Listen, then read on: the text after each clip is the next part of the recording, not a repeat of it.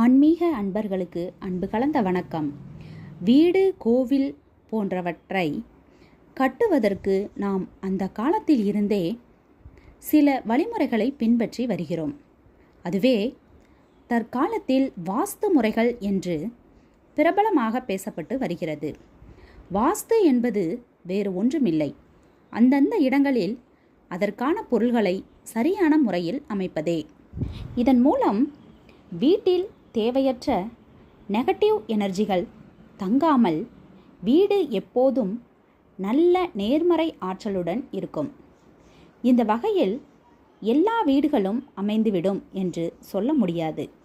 சில நேரங்களில் நாம் பார்த்து செய்தாலும் எங்கோ சில இடங்களில் தவறு நேர்ந்துவிடும்.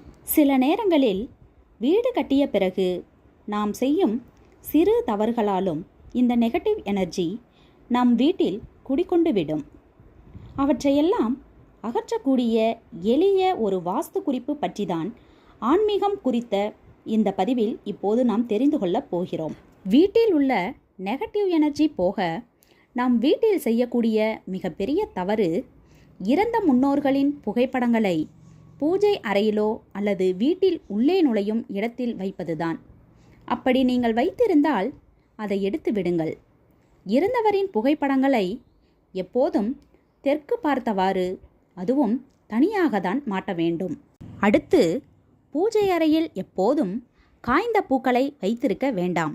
இதன் மூலம் நெகட்டிவ் எனர்ஜி உடனடியாக தோன்றிவிடும். ஆகையால் பூக்களை வைத்து பூஜை செய்த பிறகு வாடிய உடனே பூஜை அறையில் இருந்து அகற்றிவிடுங்கள்.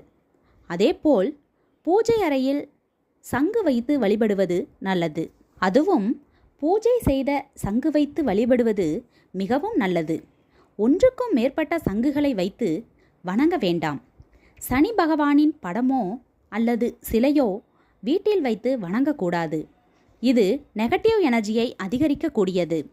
இத்துடன் உடைந்த சிலைகள், கிழிந்த பாலடைந்த கடவுளின் திருவுருவ படங்களை வைத்து வணங்கக்கூடாது. பூஜை அறையை எப்போதும் சுத்தமாகவும் நறுமணத்துடனும் வைத்திருக்க வேண்டும். இது வீட்டிற்கு நல்ல ஒரு நேர்மறை ஆற்றலை ஏற்படுத்தும். அதேபோல் வீட்டில் உடைந்த ஃபர்னிச்சர்கள், வாசல் கதவுகள் போன்றவற்றை உடனே அப்புறப்படுத்த வேண்டும் அல்லது சரி செய்துவிட வேண்டும். பெரும்பாலும் வரவேற்பறையில் அலங்காரத்திற்கென பிளாஸ்டிக் குவிக்கிறார்கள். இதன் மூலம் வீட்டில் சனியின் ஆதிக்கம்தான் ஏற்படும். ஃபர்னிச்சர், கதவு போன்றவற்றையெல்லாம் மரத்திலால் ஆனதாக இருந்தால் நல்லது. வரவேற்பறையில் நாம் மாட்டி வைக்கும் புகைப்படங்களும் வீட்டில் உள்ள நெகட்டிவ் எனர்ஜி அதிகப்படுத்தும். சோகமான நிகழ்வுகளை வெளிப்படுத்தும். எந்த விதமான படங்களையும் மாட்டக்கூடாது. இயற்கை காட்சிகள், ஆடும் மயில், ஓடும் குதிரை இப்படியான நேர்மறை ஆற்றலை அதிகரிக்கக்கூடிய படங்களாக வரவேற்பறையில் மாட்டிவிடுவது நல்லது.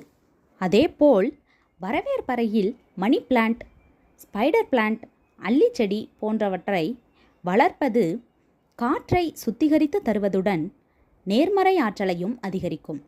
இந்த செடிகள் வீட்டில் வைப்பதன் மூலம் வீட்டில் நல்ல நேர்மறை ஆற்றல் அதிகரிக்கும்.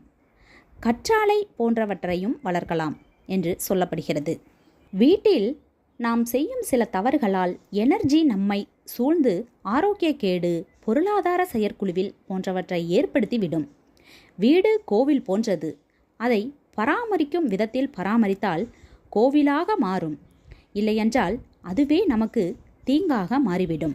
இந்த சின்ன சின்ன விஷயங்களை சரி செய்து விட்டாலே நமக்கு ஏற்படக்கூடிய பெரிய நஷ்டங்களை தவிர்த்து விடலாம்.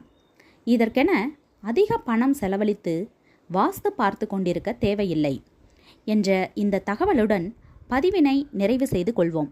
மீண்டும் வேறொரு நல்ல பதிவு மூலமாக சந்திக்கலாம். நன்றி, வணக்கம்.